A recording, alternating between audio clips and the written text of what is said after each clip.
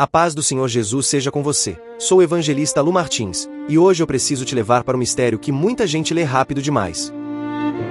Como pode o mesmo capítulo unir festa nupcial e guerra final? Como pode Apocalipse 19 cantar aleluia e empunhar juízo no mesmo movimento?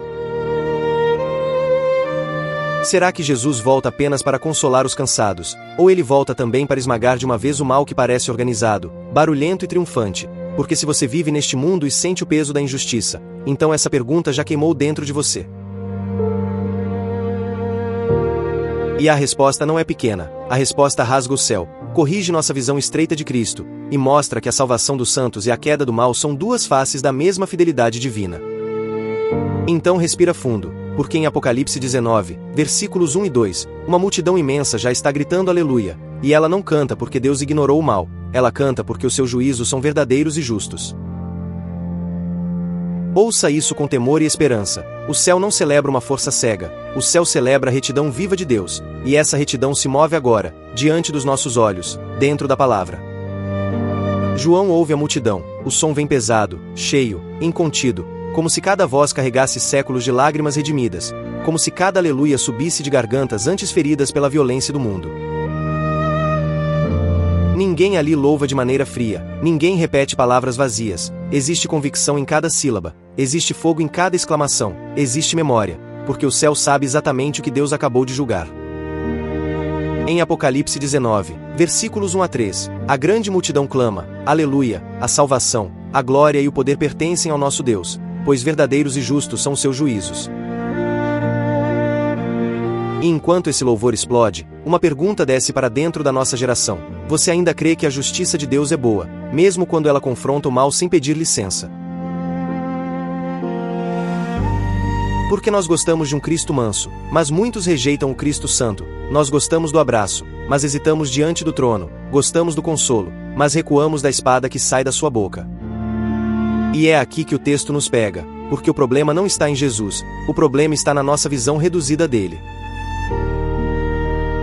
Nós tentamos dividir o que a Escritura mantém unido, o Cordeiro e o Rei, a ternura e a verdade, a graça que chama e o juízo que encerra a rebeldia. João está diante desse terremoto de revelação, e o capítulo ainda nem terminou de subir, porque a mesma atmosfera que carrega juízo começa a pulsar com outro som, um som de bodas, um som de encontro, um som de aliança consumada. E se você parar aqui sem entrar mais fundo, vai pensar que existem duas histórias correndo lado a lado, mas não existem, existe uma só, existe a fidelidade do noivo. Porque o mesmo Cristo que salva sua noiva é o Cristo que derrota tudo que tenta destruí-la. E para entender isso, eu preciso te levar por outras páginas da Bíblia, porque Apocalipse não nasce solto, ele floresce sobre promessas antigas, sobre livramentos sangrados em noites de aflição, sobre casamentos selados em aliança, sobre reis que entram em batalha por amor ao nome do Senhor. O céu de Apocalipse 19 está cheio de ecos, e um desses ecos começa numa noite apertada, quando um povo treme atrás de portas fechadas, e a morte passa pela terra. Em Êxodo 12, a tensão aperta o peito de cada família israelita, mãos tremem, crianças perguntam baixo, pais falam quase sem voz, e o cordeiro recém-imolado ainda exala o cheiro forte do sangue derramado. Não existe tempo para cerimônia lenta, não existe espaço para distração, Deus já falou com precisão, cada casa precisa marcar os umbrais, cada corpo precisa comer depressa, cada sandália precisa estar nos pés. Um homem mergulha os dedos no sangue ainda quente, sente a viscosidade escorrendo entre as unhas, engole seco, olha para a madeira da porta, e pensa: será mesmo que isso basta? Será mesmo que o juízo verá este sangue e passará adiante? A esposa segura o prato com mãos tensas, o pão sem fermento quase se quebra antes de chegar à mesa, as ervas amargas ardem na língua, e a pressa tem gosto de despedida. Em Êxodo 12, versículos 11 a 13, o Senhor ordena: comam depressa, este é o sacrifício da Páscoa ao Senhor, quando eu vir o sangue, passarei adiante. Percebe o movimento, o sangue não nega o juízo, o sangue determina quem é preservado nele. A noite respira pesada, ninguém dorme de verdade, qualquer ruído parece maior, qualquer passo lá fora faz o coração disparar, uma mãe encosta o filho no peito, alisa seus cabelos sem saber o que ouvirá antes do amanhecer, e o pai olha para a porta marcada e repete para si mesmo: o Senhor disse, o Senhor disse, o Senhor disse. Porque quando a ameaça está do lado de fora, a fé precisa se agarrar a uma palavra mais forte do que o medo. Então a hora chega, e não chega silenciosa. Em Êxodo 12, versículo 30, levanta-se um grande clamor no Egito, porque não há casa em que não haja um morto. A dor atravessa a noite inteira, o império sente o peso do juízo divino, o opressor descobre que sua força não pode trancar a mão do Senhor, e dentro das casas marcadas pelo sangue existe tremor, existe espanto, existe gratidão quase incapaz de se traduzir. O menino que ainda não entende tudo percebe apenas isso: nós estamos vivos, e essa vida tem um custo escrito na porta. Agora veja o elo. Em Apocalipse 19 o céu louva porque os juízos de Deus são verdadeiros e justos, e lá na Páscoa o povo aprende que salvação e juízo caminham juntos sob a santidade do mesmo Deus. O cordeiro morre, os primogênitos são poupados, Faraó é confrontado, a libertação começa. Ninguém sai do Egito porque o mal desistiu voluntariamente, o povo sai porque Deus intervém com braço forte. E quando Israel pisa na madrugada da libertação, não pisa numa metáfora suave, pisa numa vitória santa contra a escravidão real. Segura isso no coração, porque em Apocalipse 19 o noivo que chama para as bodas é o cordeiro, e todo leitor atento da Escritura sente o sangue da Páscoa correndo por baixo da cena. A festa existe porque houve redenção. A mesa existe porque o cordeiro foi entregue, a noiva existe porque alguém a resgatou do cativeiro. Mas a Bíblia ainda aperta mais esse mistério, porque não basta sermos tirados da escravidão, o mal precisa ser vencido também diante de nós, e então a memória se move para outra margem, para outra parede de impossível, para outra hora em que o povo treme entre promessa e perseguição. Em Êxodo 14, Faraó não suporta perder seus escravos, ele arma seus carros, levanta sua força, organiza sua perseguição, e a poeira do exército egípcio já pode ser vista se aproximando. Israel olha para trás e vê ferro, velocidade, violência, e olha para frente e vê mar. O pânico corre de boca em boca, uma voz se ergue irritada: era para isso que saímos, para morrer aqui. Outra aperta o próprio manto com raiva, outra chora, outra acusa Moisés, e no meio do tumulto o peito humano revela seu velho vício, duvidar da fidelidade de Deus quando o caminho aperta. Em Êxodo 14, versículos 10 a 12, o povo grita apavorado ao ver os egípcios se aproximando. Moisés sente o peso daquele desespero sobre os ombros, mas sua boca precisa parir uma palavra maior do que a histeria, então ele se firma e declara, em Êxodo 14, versículos 13 e 14, não tenham medo, fiquem firmes, e vejam o livramento que o Senhor lhes trará hoje, o Senhor lutará por vocês. Ouve isso, o Senhor lutará por vocês. Não é frase decorativa, é sentença de guerra, é aliança e movimento, é o céu decidindo que o opressor não terá a última palavra.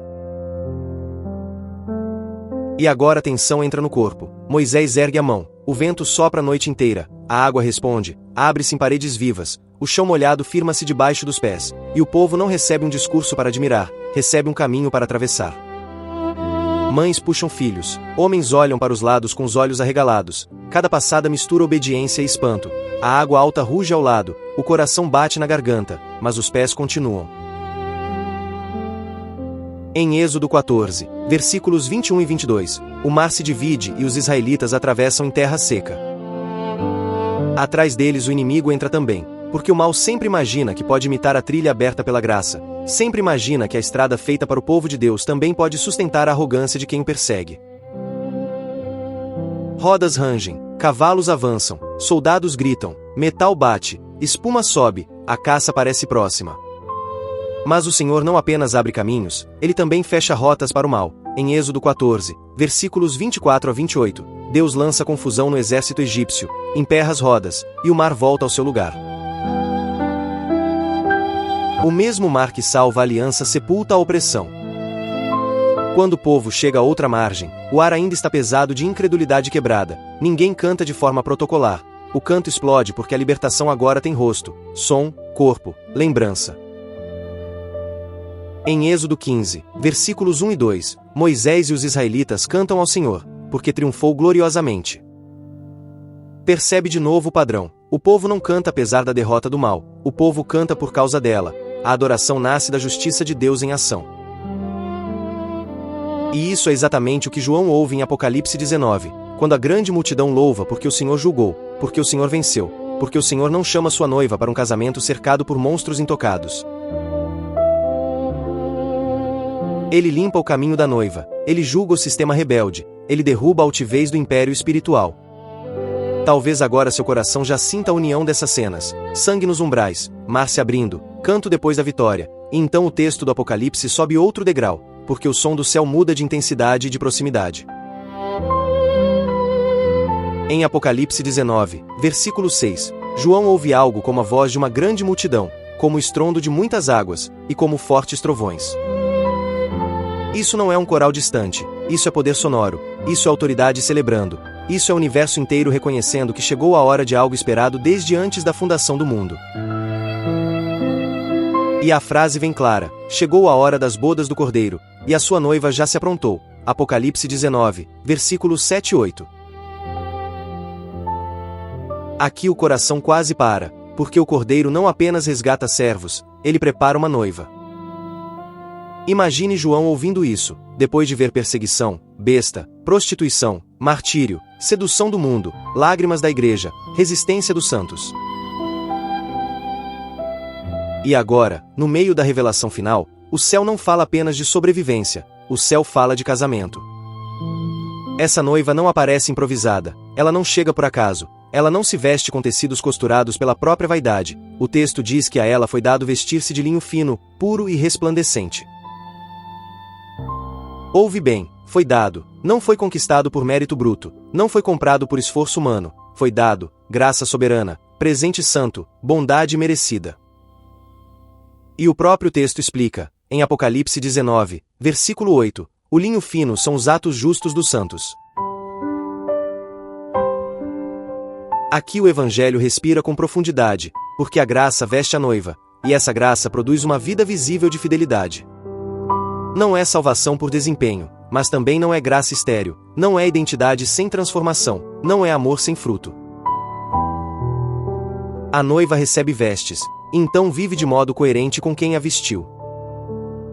E para sentir esse mistério com mais força, a Bíblia puxa nossa memória para outra história de casamento, uma história de resgate, vergonha, cobertura e aliança, uma história onde a vulnerabilidade de uma mulher encontra a redenção de um resgatador. E sem dizer abruptamente que mudamos de cenário, o coração entra nos campos de Belém, onde Ruth caminha com pés cansados, mãos ocupadas, e alma marcada por perdas profundas. Em Ruth 1, Noemi volta vazia, amarga, ferida, e Ruth a acompanha com uma lealdade que corta o ar: teu povo será o meu povo, teu Deus será o meu Deus. Essa moabita não chega com currículo glorioso, ela chega com dor, com necessidade, com um futuro estreito aos olhos humanos. Mas a graça de Deus já move engrenagens invisíveis, e em Ruth 2 ela entra por acaso humano, mas por providência divina, justamente no campo de Boaz. O dia é duro, ela se abaixa, recolhe espigas, sente a poeira nas mãos, o peso nas costas, a tensão de ser estrangeira entre gente que pode rejeitá-la. Cada espiga arrancada do chão parece pequena, mas para quem precisa sobreviver, cada uma importa. A fome não respeita orgulho, o luto não paga pão. Boaz então chega, observa, pergunta quem é aquela moça, ouve sua história, e algo de misericórdia firme nasce em suas palavras. Em Ruth 2, versículos 8 e 9, ele diz: minha filha, não vá colher em outra lavoura, fique aqui com minhas servas, mandei os rapazes não tocarem em você. Veja o tom: proteção, provisão, dignidade. Ruth cai com o rosto em terra, surpresa, porque a bondade verdadeira sempre desmonta quem já esperava desprezo.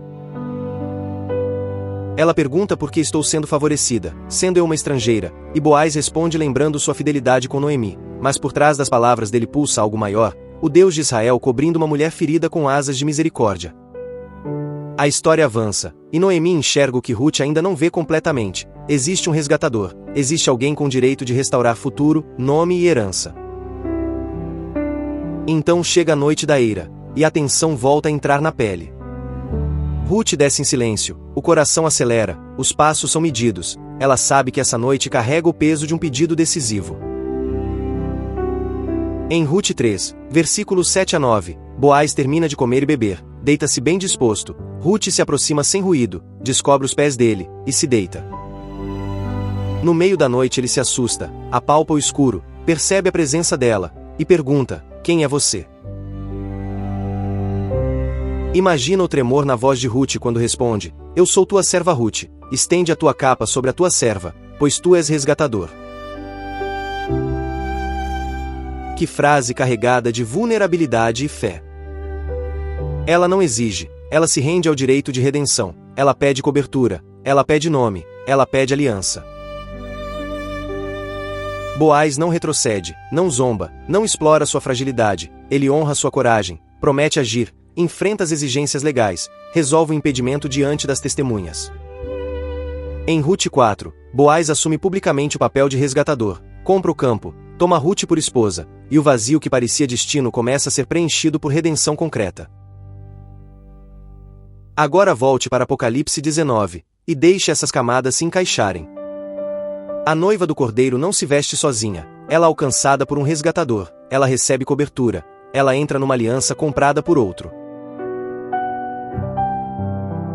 A festa das bodas não é sentimentalismo religioso, é a consumação de uma redenção custosa, legal, santa, irrevogável.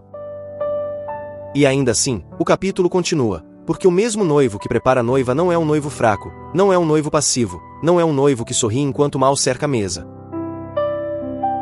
João continua ouvindo, continua vendo, continua sendo esmagado pela grandeza da revelação, e em Apocalipse 19, versículo 9, o anjo diz: felizes os convidados para o banquete do casamento do Cordeiro. Felicidade aqui não é euforia vazia, é bem-aventurança eterna, é o privilégio de participar da alegria final de Deus com seu povo. João fica tão tomado pela glória do momento que se lança para adorar aos pés do mensageiro. Mas o anjo interrompe imediatamente, em Apocalipse 19, versículo 10, não faça isso, sou servo como você e como seus irmãos que se mantêm fiéis ao testemunho de Jesus, adore a Deus. Essa correção é urgente para nós também. Porque até experiências espirituais verdadeiras podem se tornar atalhos para a idolatria, até mensageiros podem roubar atenção indevida, até o deslumbramento pode desviar a adoração. E o céu deixa claro, só Deus recebe culto, só Deus ocupa o centro, só Deus é o destino da reverência absoluta. Guarda isso, porque em tempos de vozes disputando nossa devoção, o trono não aceita concorrentes. E quando João se realinha em adoração, o capítulo rompe sua última comporta, o céu não apenas canta, o céu se abre. Em Apocalipse 19, versículo 11, João diz: vi o céu aberto, e diante de mim um cavalo branco, cujo cavaleiro se chama Fiel e Verdadeiro. Aqui toda dúvida sobre Jesus precisa cair de joelhos. Ele é fiel, porque nunca falha no que promete, ele é verdadeiro, porque nunca distorce o que é, ele não improvisa sua vitória, ele consuma aquilo que já foi decretado desde a eternidade. E o texto continua, ele julga e guerreia com justiça. Não com capricho, não com explosão descontrolada, não com malícia, mas com justiça. A guerra dele não contradiz sua santidade, a guerra dele revela sua santidade. E agora João tenta descrever o indescritível, em Apocalipse 19, versículo 12, seus olhos são como chama de fogo, e em sua cabeça há muitos diademas. Olhos de fogo não piscam diante da mentira, não são enganados por propaganda infernal, não se confundem com aparências, eles penetram, expõem, discernem. Muitos diademas sobre a cabeça significam autoridade sem rival, domínio acima de toda coroa usurpada, governo acima de todo poder temporário. O rei não vem disputar trono, ele vem reivindicar o que sempre lhe pertenceu. O texto diz ainda que ele tem um nome que ninguém conhece, a não ser ele mesmo, e isso nos humilha com doçura e temor. Porque por mais que o conheçamos verdadeiramente, nunca o esgotamos completamente. Jesus é revelado, mas não é domesticado. Então Apocalipse 19, versículo 13, solta uma das frases mais densas de toda a Escritura, ele está vestido com um manto tingido de sangue, e o seu nome é Verbo de Deus. Aqui o mistério explode de vez. Esse sangue no manto ecoa juízo, mas também ecoa sacrifício, porque o guerreiro glorioso é o mesmo cordeiro que se entrega, o rei que vence é o mesmo verbo que se faz carne, o juiz das nações é o mesmo Salvador crucificado. Não existem dois Cristos, um suave e outro severo. Existe um só Senhor, plenamente santo, plenamente amoroso, plenamente vencedor. Se você quiser sentir essa união com a força de outra cena bíblica, então caminhe agora para um jardim escuro, onde o Verbo de Deus se entrega antes de marchar para a vitória final. Porque o cavaleiro de Apocalipse 19 não nasce no capítulo 19, ele já atravessa a história rumo a esse momento, e uma das noites decisivas acontece em João 18. Jesus entra no jardim sabendo tudo o que vai lhe sobrevir. João 18, versículo 4. Isso já move o peito, porque ele não é arrastado por surpresa, ele caminha em direção ao cálice com consciência plena. Os passos do soldado se aproximam, tochas tremem, armas brilham, Judas vem à frente com a podridão da traição no gesto. E Jesus, em vez de se esconder, se adianta, pergunta: a quem vocês procuram? Eles respondem: Jesus de Nazaré, e então ele declara: sou eu. João 18, versículos 5 e 6. E ao ouvir isso, eles recuam e caem por terra. Percebe a glória contida, percebe a autoridade comprimida na entrega. Um simples sou eu já derruba homens armados. Se ele fala assim no caminho da cruz, imagine a força da sua palavra quando vier sobre o cavalo branco. Pedro puxa a espada, corta a orelha do servo, o sangue salta, a impulsividade humana tenta defender o Filho de Deus com violência desajeitada. Mas Jesus o corrige: guarda a espada, acaso não haverei de beber o cálice que o Pai me deu? João 18, versículo 11. Aqui o noivo aceita o caminho do sangue, aqui o cordeiro se entrega, aqui o guerreiro vence primeiro pela obediência sacrificial. A cruz não é a interrupção do reinado, a cruz é o coração do reinado. Depois vem o julgamento injusto, a cuspida, o escárnio, os golpes, a coroa de espinhos pressionando a carne, o peso da madeira ferindo o ombro. E em João 19, Pilatos apresenta Jesus ferido, dizendo: eis o homem. Mas o que os olhos carnais quase não suportam enxergar é isto: o homem ensanguentado é o rei verdadeiro. O manto tingido de sangue em Apocalipse 19 ganha profundidade quando lembramos que antes de julgar os rebeldes, ele mesmo se oferece para salvar rebeldes arrependidos. E quando ele ressuscita, a história não volta ao normal, a vitória já foi inaugurada, a morte já foi ferida no centro, o inferno já recebeu o anúncio de sua derrota futura.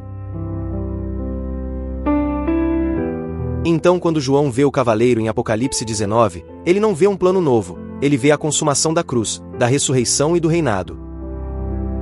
E o texto continua, em Apocalipse 19, versículo 14, os exércitos do céu seguem, vestidos de linho fino, branco e puro, montados em cavalos brancos. Note a beleza dessa imagem, a noiva vestida de pureza, os exércitos vestidos de pureza, todos atrás dele, todos debaixo da sua liderança. Mas a vitória não depende da força deles, a vitória não depende da quantidade deles, a vitória não depende de armas forjadas por mãos humanas. Em Apocalipse 19, versículo 15, da sua boca sai uma espada afiada, com a qual ferirá as nações. Ele vence pela palavra soberana. A mesma boca que chama Lázaro para fora, a mesma voz que acalma o mar, a mesma palavra que sustenta galáxias, agora executa juízo final sobre toda a rebeldia endurecida. E João segue: ele as governará com cetro de ferro, ele pisa o lagar do vinho do furor da ira do Deus Todo-Poderoso. Esta linguagem assusta nossa sensibilidade moderna, porque nós preferimos um universo sem juízo, mas um universo sem juízo é um universo onde o mal vence para sempre. E a Bíblia se recusa a oferecer esse consolo falso. Cristo volta para pôr fim de verdade ao que destrói, corrompe, engana e mata. No manto e na coxa está escrito este nome, em Apocalipse 19, versículo 16, Rei dos Reis e Senhor dos Senhores. Não um rei entre outros, não um senhor em debate, mas o soberano absoluto acima de tronos, algoritmos, impérios, ideologias, medos e sistemas. E o capítulo não deixa espaço para negociação com o mal. Em Apocalipse 19, versículos 17 a 21, a besta é capturada, o falso profeta é capturado, ambos são lançados vivos no lago de fogo ardente. O mal não assina um acordo elegante, ele cai sob o rei. E aqui a pergunta do começo recebe sua resposta plena. Jesus volta para consolar apenas, ou para vencer de fato? A resposta bíblica é esta: ele consola vencendo, e vence para consolar eternamente. As bodas do Cordeiro e a guerra do Cavaleiro não são capítulos incompatíveis da personalidade de Cristo, são manifestações inseparáveis da sua fidelidade. Porque se ele ama sua noiva, então precisa remover para sempre aquilo que a violenta. Se ele é santo, precisa julgar o pecado. Se ele é verdadeiro, precisa expor a mentira. A festa da salvação e o juízo contra o mal são duas faces da mesma fidelidade divina. Agora eu preciso trazer essa revelação para perto da sua vida, porque Apocalipse 19 não foi escrito para satisfazer curiosidade apocalíptica, foi escrito para formar uma igreja fiel. Então a primeira pergunta não é se você conseguiu imaginar o cavalo branco, a primeira pergunta é: a quem você adora de verdade? Em Apocalipse 19, versículo 10, o anjo corrige João: adore a Deus. E nós também precisamos dessa correção, porque o coração moderno vive distribuindo incenso para ídolos sofisticados, aprovação, visibilidade, prazer, controle, líderes, experiências, opiniões. Mas a noiva não divide seu culto, a noiva pertence ao noivo. Só Deus recebe sua adoração central. A segunda pergunta é sobre vestes, não sobre aparência religiosa, mas sobre identidade vivida. Em Apocalipse 19, versículo 8, o linho fino representa os atos justos dos santos. Isso significa que quem foi vestido por Cristo não vive abraçado ao lodo como se nada tivesse acontecido. Quem foi alcançado pela graça começa a parecer com a graça que o alcançou. Talvez lentamente, talvez com lutas reais, talvez com lágrimas e quedas seguidas de arrependimento, mas há fruto, há mudança, há combate sincero. Porque a noiva se prepara. E isso toca inclusive sua vida digital, suas conversas escondidas, seus comentários online, suas motivações secretas, seus hábitos quando ninguém está olhando. O linho fino não é filtro religioso para exibição pública, é fidelidade concreta costurada no cotidiano. A terceira pergunta é sobre medo, porque muita gente crê em Jesus como Salvador, mas vive como se o mal estivesse no controle final.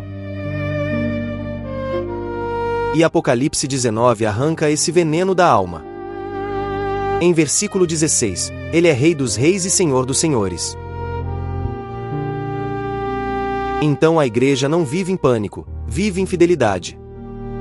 Isso não quer dizer ausência de dor, não quer dizer indiferença diante das notícias, não quer dizer uma fantasia triunfalista enquanto as batalhas continuam. Quer dizer que, no meio da pressão, nós já sabemos quem vem montado no cavalo branco. Quer dizer que a besta não fica, o falso profeta não fica, a mentira não fica, a injustiça não fica, o cordeiro fica, o rei fica, a palavra fica. E se ele fica, então sua esperança não é ingênua. Talvez você esteja ouvindo este vídeo cansado, vendo o mal parecer bem coordenado, vendo pessoas perversas prosperarem, vendo a própria fé ser testada por atrasos, lutos, tentações e confusões. Então receba o veredito espiritual desta palavra. Jesus não está dividido entre amor e justiça, ele é perfeitamente fiel em ambos. Ele não esquece sua noiva, e não tolera eternamente aquilo que a destrói. Ele já te amou até o sangue, e voltará em glória para concluir o que começou.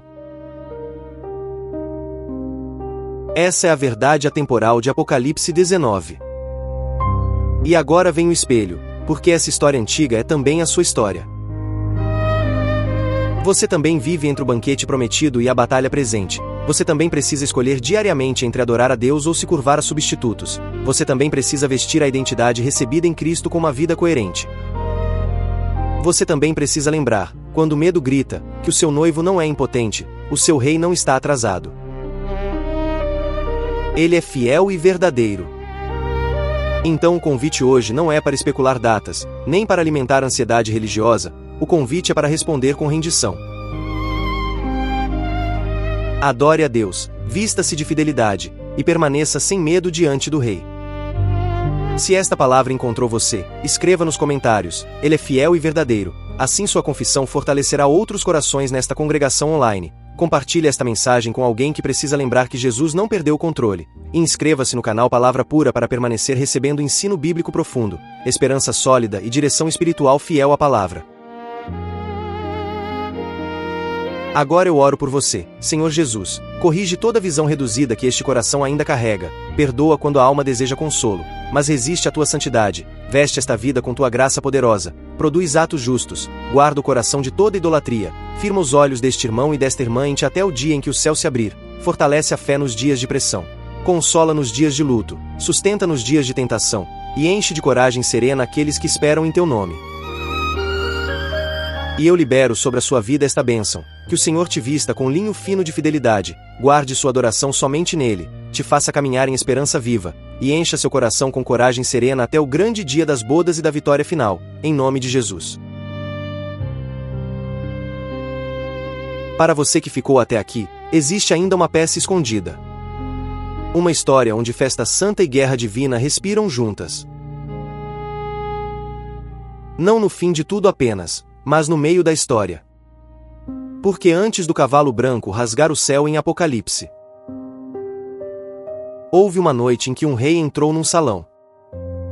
E a soberania de Deus pesou sobre uma cidade inteira. Eu estou te levando para Ester. Para a hora em que a noiva entra diante do rei. E o inimigo cai na própria estrutura que levantou. Porque essa história aprofunda o mesmo mistério do capítulo 19. A preservação do povo de Deus e a queda do adversário. São movimentos da mesma fidelidade que nunca falha. E tudo começa onde os olhos humanos veem luxo. Mas o céu já enxerga a batalha invisível sobre a aliança. Em Susã o palácio resplandece com riqueza imperial. Há colunas brancas, cortinas de linho, taças brilhando, decretos correndo. E por trás de tanto brilho, um povo vive espalhado, vulnerável. Tentando respirar debaixo de um império que não conhece Sião. Mardoqueu caminha próximo ao portão do rei com passos atentos. E Ester carrega uma coroa sobre a cabeça. Mas guarda no peito um segredo de pertencimento santo. Ela está no palácio, mas não nasceu para o palácio. Ela nasceu para um povo ameaçado pela sombra do extermínio. Então a maldade ganha nome e rosto. Amã sobe em honra, engorda em orgulho, exige reverência. E quando seus olhos percebem que Mardoqueu não se ajoelha, a ira dele se acende como um altar infernal. O texto descreve sua decisão com frieza terrível. Em Ester 3, 5 e 6, quando Amã viu que Mardoqueu não se ajoelhava nem se prostrava,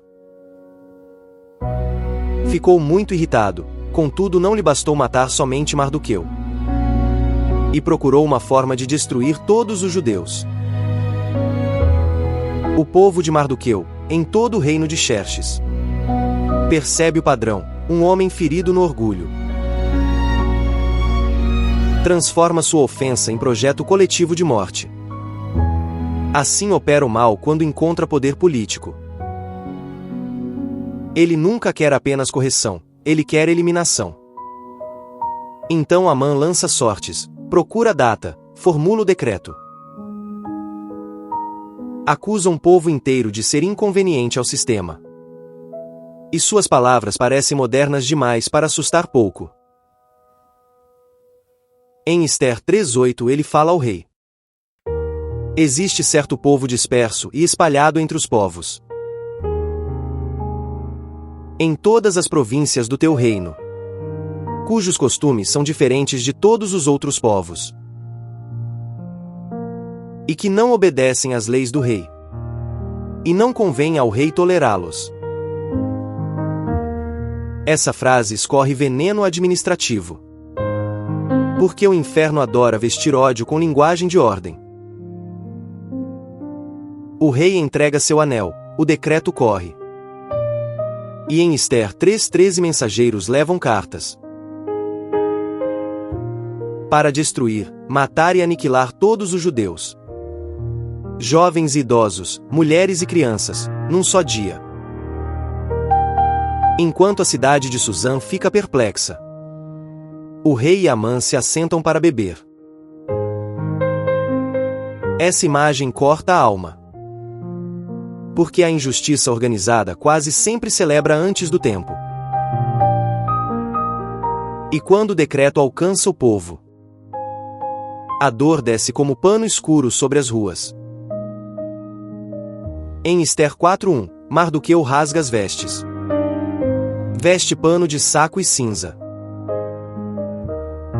E sai pela cidade chorando amargamente em alta voz. Em cada província há grande pranto entre os judeus,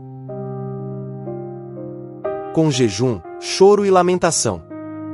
Muitos se deitavam sobre pano de saco e cinza. Ninguém ali trata o perigo como exagero, porque o decreto do império tem data, selo e espada. E talvez seja por isso que essa história fala tanto conosco. Porque há horas em que o mal parece tão oficial, tão carimbado, tão protegido por estruturas altas, que o povo de Deus precisa reaprender a respirar pela promessa. Ester ouve o lamento de Mardoqueu, envia roupas. Tenta aliviar o sinal externo da dor. Mas existem momentos em que trocar a roupa não resolve. Porque a ferida está na sentença que paira sobre todos. Então Mardoqueu manda a ela uma cópia do decreto.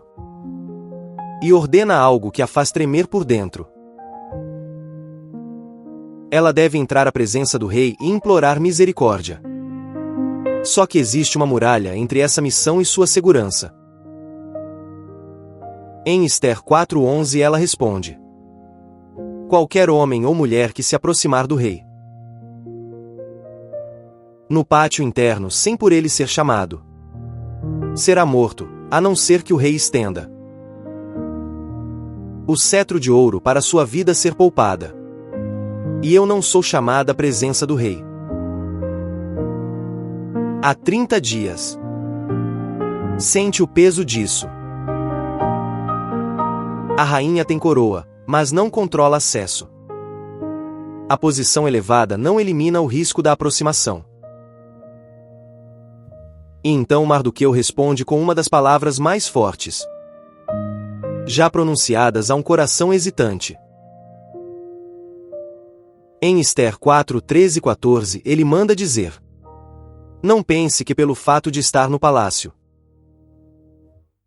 você será a única entre os judeus que escapará. Pois se você ficar calada nesta hora, socorro e livramento surgirão de outra parte para os judeus. Mas quem sabe se não foi para um momento como este que você chegou à posição de rainha. Essa palavra não massageia medo. Ela desperta propósito. E eu amo como o texto preserva a tensão humana. Porque Ester não se torna corajosa por negar o risco. Ela se torna corajosa por abraçar a fidelidade acima dele. Então ela envia sua resposta. Em Ester 4:16, vá reunir todos os judeus que estão em Suzã, e jejuem em meu favor. Não comam nem bebam durante 3 dias e 3 noites. Eu e minhas criadas jejuaremos como vocês. Depois disso irei ao rei, ainda que seja contra a lei. E se eu tiver que morrer, morrerei. Ah, que frase limpa, firme, santa. Aqui a noiva do povo entra na linha de fogo. Não para buscar vaidade, mas para interceder. E sem usar o nome de Deus explicitamente. O livro inteiro começa a cheirar a providência. Porque o jejum sobe, o coração se aperta. E o céu governa o que os corredores do império não percebem. Chega então o terceiro dia. E essa expressão já carrega esperança bíblica profunda.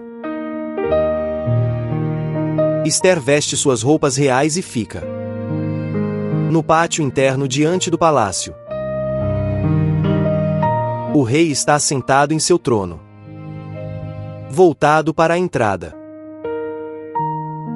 Tudo naquele instante decide vida ou morte. E o texto nos faz segurar a respiração. Em Esther 5:2, quando o rei viu a rainha Esther parada no pátio, agradou-se dela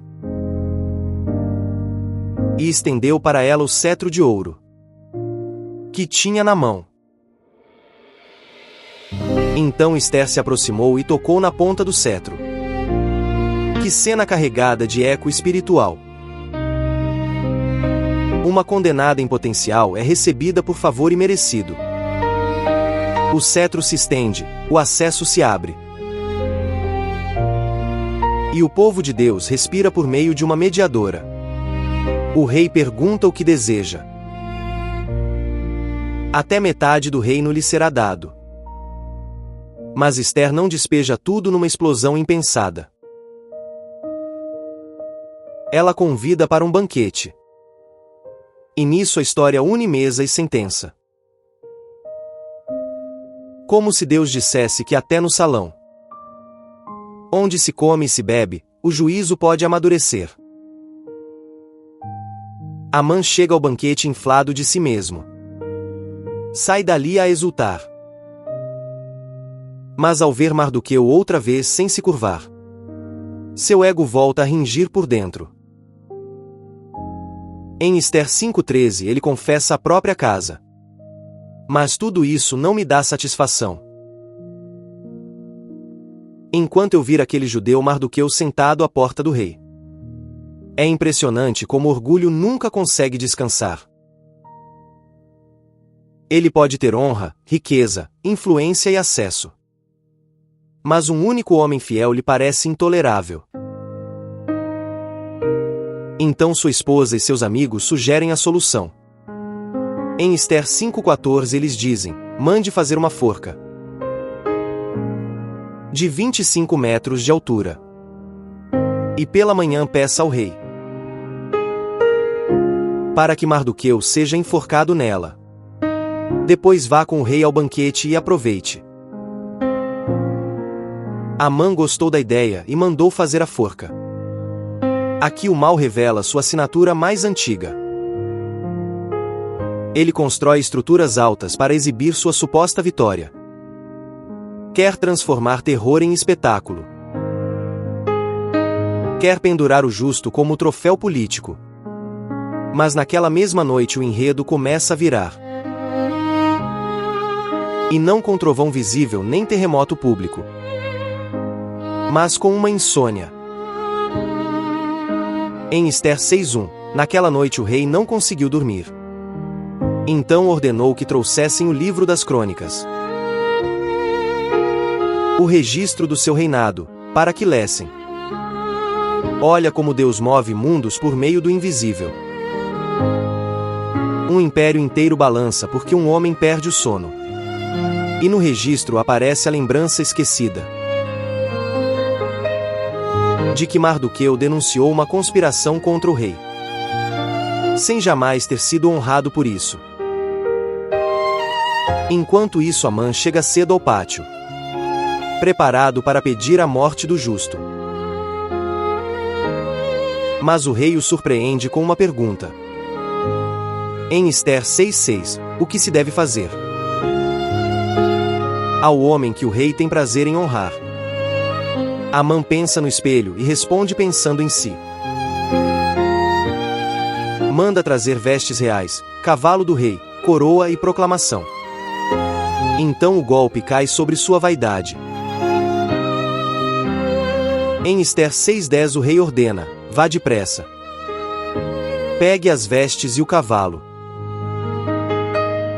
E faça tudo isso com o judeu Mardoqueu, que está sentado à porta do rei. Não omita coisa alguma do que você recomendou. Agora imagine esse caminho. Amã segurando as rédeas do cavalo. Mardoqueu vestido com honra. E o próprio adversário proclamando pela cidade. Em Ester 6:11, assim se faz ao homem que o rei tem prazer em honrar. O império ainda não sabe. Mas o céu já começou a humilhar o soberbo e erguer o que permaneceu fiel no portão. Amã volta para casa com a cabeça coberta e ouve uma palavra sombria da própria casa. Em Ester 6:13, sua esposa e conselheiros dizem: visto que Mardoqueu diante de quem começou sua queda é de origem judaica, você não terá êxito. Sem dúvida irá à ruína. E antes que ele digira esse prenúncio, os oficiais do rei o levam depressa ao segundo banquete de Ester. De novo à mesa. De novo a pergunta do rei: qual é o seu pedido, rainha Ester? E agora ela abre o coração com coragem nua. Em Ester 7:13-4 ela responde: se posso contar com o favor do rei, poupa minha vida, este é o meu pedido. E poupa o meu povo, este é o meu desejo. Pois eu e meu povo fomos vendidos para sermos destruídos, mortos e aniquilados. O rei se inflama. Pergunta quem ousou fazer tal coisa. E então a rainha aponta para o inimigo sentado à mesa. Em Ester 7:6, o adversário e inimigo é Amã, este perverso. Agora a máscara cai no próprio salão de banquete. A mesa que parecia lugar de prestígio torna-se tribunal. Amã se apavora diante do rei e da rainha. O soberbo perde a voz. O manipulador implora. E no movimento seguinte ele se lança sobre o divã, onde Ester está reclinada. Justamente quando o rei retorna ao recinto, a percepção da culpa se fecha sobre ele. E um dos oficiais solta a frase decisiva. Em Ester 7:9, uma forca de 25 metros está junto à casa de Amã. Ele a fez para Mardoqueu, que tinha falado em defesa do rei. Então o rei ordena: enforquem-no nela. Em Ester 7:10, assim enforcaram Amã na forca que ele tinha preparado para Mardoqueu. Então a fúria do rei se acalmou. Veja a profundidade desta virada. A estrutura erguida para destruir o justo torna-se um instrumento da queda do perverso. O mal é apanhado pela própria engenharia. E isso prepara nosso coração para entender. Porque Apocalipse celebra quando o sistema rebelde cai. Porque Deus não apenas conforta as vítimas. Ele também desmonta publicamente a arrogância que as esmagava. Mas a história ainda não terminou. Porque a queda de Amã não apaga automaticamente o decreto. Assim como a morte do acusador não anula todos os efeitos da sentença já espalhada. Então Ester fala de novo diante do rei. Ela chora, suplica, se lança aos pés dele. E o cetro se estende mais uma vez. Em Ester 8:5 ela pede: se for do agrado do rei, e se ele me vê com aprovação, que se escreva um decreto revogando as cartas que Amã escreveu para destruir os judeus. O rei então entrega a Mardoqueu a autoridade. E um novo decreto sai em favor do povo. Em Ester 8:11 o texto descreve: o rei concedia aos judeus de cada cidade o direito de se reunirem e de se protegerem para destruir, matar e aniquilar qualquer força armada de qualquer povo ou província que os atacasse, inclusive mulheres e crianças, e saquear os bens. O mesmo império que publicou morte para os santos agora publica defesa para os santos. E quando esse decreto sai, o texto acende uma nota de triunfo belíssima. Em Ester 8:15-16, Mardoqueu deixou a presença do rei, usando vestes reais azuis e brancas, uma grande coroa de ouro e um manto de linho fino e púrpura. E a cidade de Suzã exultava de alegria. Para os judeus foi uma ocasião de felicidade. A alegria, júbilo e honra. Você ouviu isso, linho fino e alegria pública. Parece até que o Antigo Testamento começa a cantar na mesma direção do banquete do Cordeiro. Porque quando Deus age por seu povo,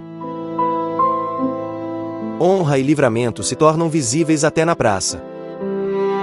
Então chega o dia do conflito. Em Ester 9:1 o texto diz: no dia em que os inimigos dos judeus esperavam dominá-los, aconteceu o contrário. Os judeus dominaram os que os odiavam. Essa frase resume séculos de providência divina. Aconteceu o contrário. Quando Deus decide virar a história, o plano do inferno colide com uma parede eterna. Os judeus se reúnem nas cidades, estendem a mão contra os que os queriam ferir. E ninguém consegue resistir a eles, porque o temor deles cai sobre os povos. E em Ester 9:5 lemos: os judeus feriram todos os seus inimigos à espada, matando-os e destruindo-os. E fizeram o que quiseram aos que os odiavam. Esta não é uma cena confortável para sensibilidades superficiais, mas é uma cena necessária para um mundo ferido. Porque sem juízo real, os decretos de morte sempre retornam. Sem intervenção decisiva, a noiva sempre continuaria acuada. E depois da batalha vem a memória. Vem o registro do livramento. Vem a festa que nasce do perigo atravessado. Em Ester 9:22, Mardoqueu define aqueles dias como o tempo em que os judeus se livraram de seus inimigos, e como o mês em que a sua tristeza se transformou em alegria, e o seu pranto em dia de festa. Então eles deveriam comemorar com banquetes e alegria, enviando uns aos outros porções de comida e dando presentes aos pobres. Aqui está a peça escondida que aprofunda o tema. Uma noiva entra arriscando a própria vida. O cetro se estende, o acusador é exposto. A estrutura de morte se volta contra ele. O povo recebe autorização para permanecer de pé. E a tristeza vira festa. Isso não substitui Apocalipse 19. Mas ilumina suas cores por outro ângulo. Porque em ambos os cenários, a salvação do povo e a queda do inimigo pertencem ao mesmo movimento de fidelidade. Ester aponta de longe para um mediador maior, porque ela entrou no pátio arriscando morrer. Mas Cristo entrou na nossa condição para morrer de fato. Ela jejuou 3 dias antes de comparecer. Mas ele atravessou a morte e venceu ao terceiro dia. Ela falou por um povo sentenciado. Mas ele vive para interceder pelos seus. A mãe ergueu uma forca para o justo. E o mundo também levantou madeira contra o santo. Mas naquilo que parecia triunfo do mal, Deus começou a virar a história para sempre. E assim como em Suzã houve banquete depois da ameaça, haverá bodas plenas depois da derrota final da besta. Então receba este último fio no coração. Quando o mal parecer sentado à mesa do poder, Deus ainda pode transformar a mesa em tribunal. Quando a forca parecer alta demais, Deus ainda pode fazer o soberbo cair nela. Quando o decreto parecer irreversível, Deus ainda sabe escrever livramento dentro da história. E quando sua alma tremer diante do acesso ao trono, lembre que em Cristo o cetro já foi estendido. Portanto, permaneça fiel como Mardoqueu no portão, corajoso como a Ester no pátio, e esperançoso como o povo que chorou em saco, mas depois comeu em alegria. Porque o nosso rei não esquece sua aliança, e a mesma mão que prepara o banquete também derruba o acusador no tempo certo.